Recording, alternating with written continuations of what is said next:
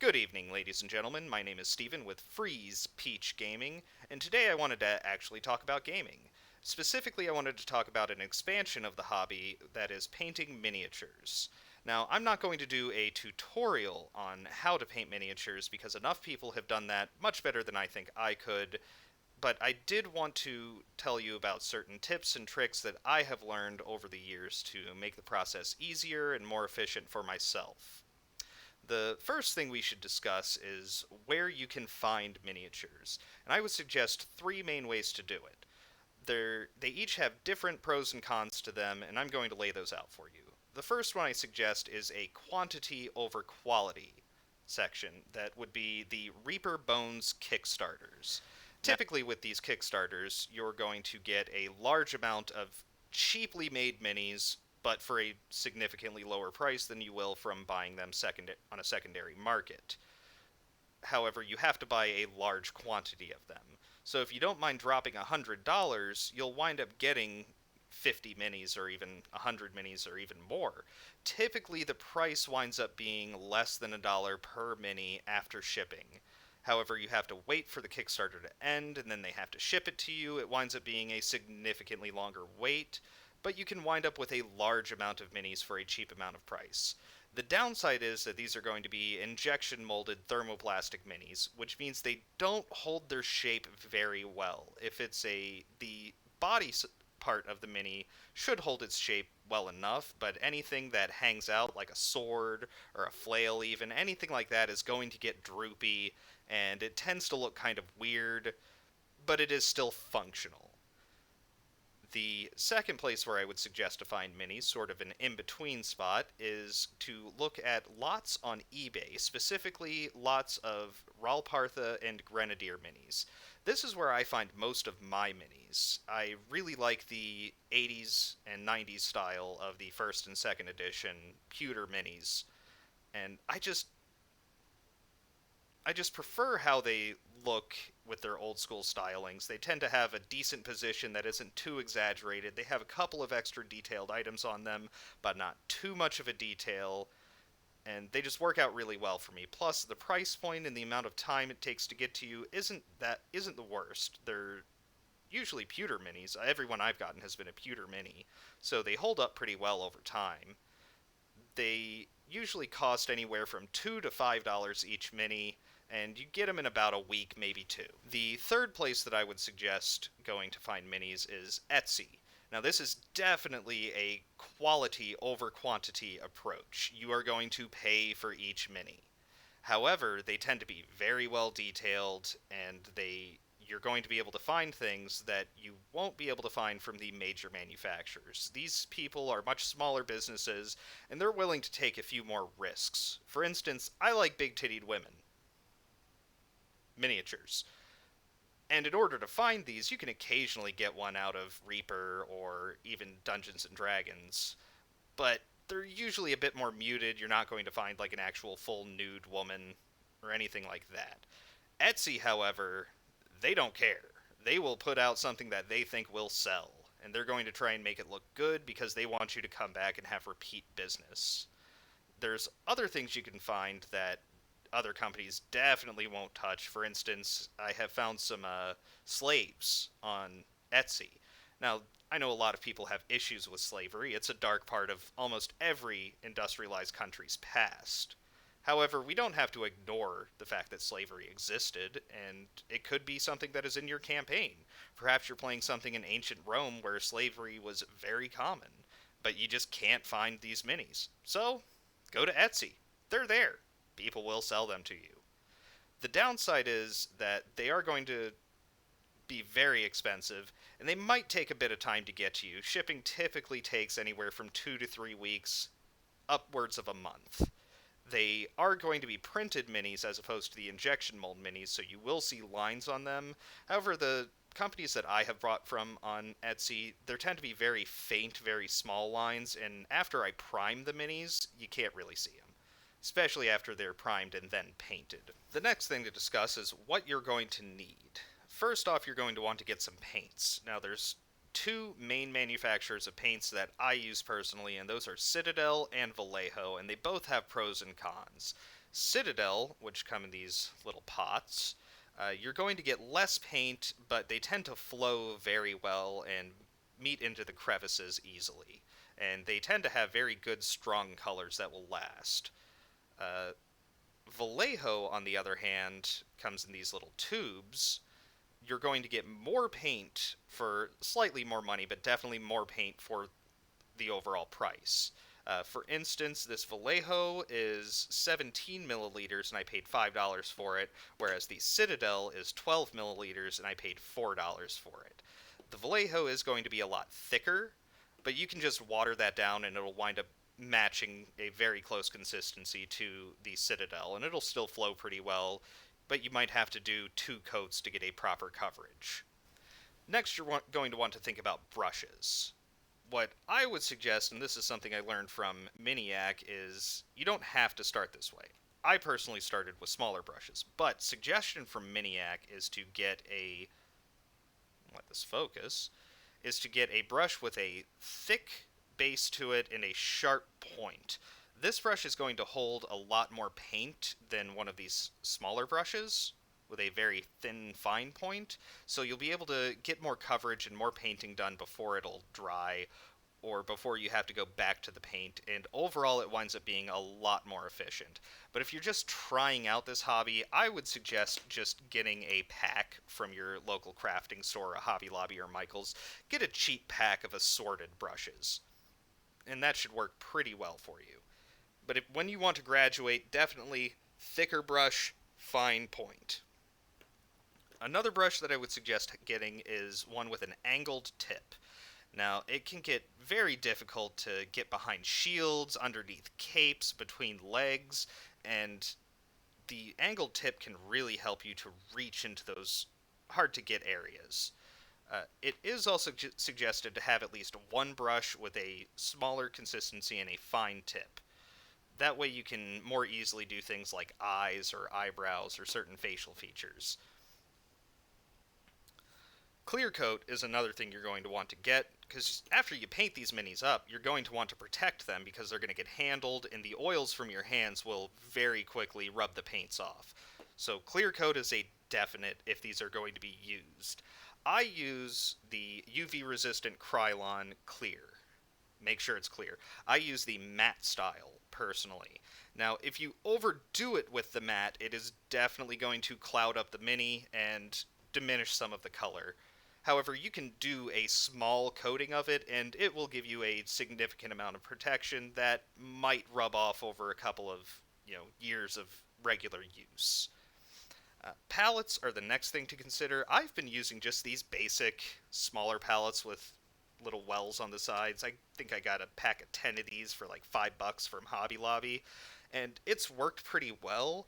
However, I have recently learned of a cheap way to do a wet palette from Goovertown. He takes a Tupperware, sandwich-sized Tupperware container and puts a damp cloth, just damp, not wet, but a damp cloth at the bottom, or paper towel at the bottom of it. And by using that wet palette, your paints aren't going to dry very quickly. I mean, you can see where I have thick chunks of paint that have dried onto these, and I even scrape these out once they get about a quarter to a halfway full. So both of those things are something you can consider, instead of buying the expensive wet palettes that come with a top that do keep your paints for a long amount of time. I don't think that's necessary when you can just go to your Tupperware drawer, grab a sandwich container, throw a damp paper towel in the bottom of it, and try that. I haven't tried that method myself, but I am going to on the next miniature that I paint. The third thing to consider is how you want the miniatures to turn out. And the main question here is, do you want them to be table ready or do you want them to be camera ready? I personally go for table ready. I'm not taking pictures of my miniatures and posting them online. I'm not entering competitions. I just want them to be good enough to get set on the table and be ready to go. The two main differences you're going to find with this is the amount of time it takes to paint the miniature. A standard table-ready miniature I can have done in 30 to 45 minutes depending on the amount of detail. If there's a low amount of detail, I could have it done in 10 to 15. Since I'm not as fast as Miniac or Squidmar or any of these speed painters, in order to get a miniature to truly be camera ready, I would spend hours on it. And depending on the amount of detail, I could spend 5 to 6 hours on a single miniature just to get it ready for a camera for a competition. And I'm just not concerned with that personally, so I tend to go with a more bland base color paint. I usually don't bother washing the miniature, which is using a very watered down darker paint that will sink into the crevices and create lines and extra definition.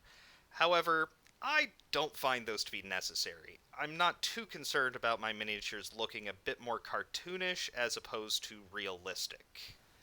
Now that you have the basics, and perhaps you've spent a good amount of time painting miniatures, and you're starting to get a little bit bored with just working on miniatures, you might want to expand the hobby.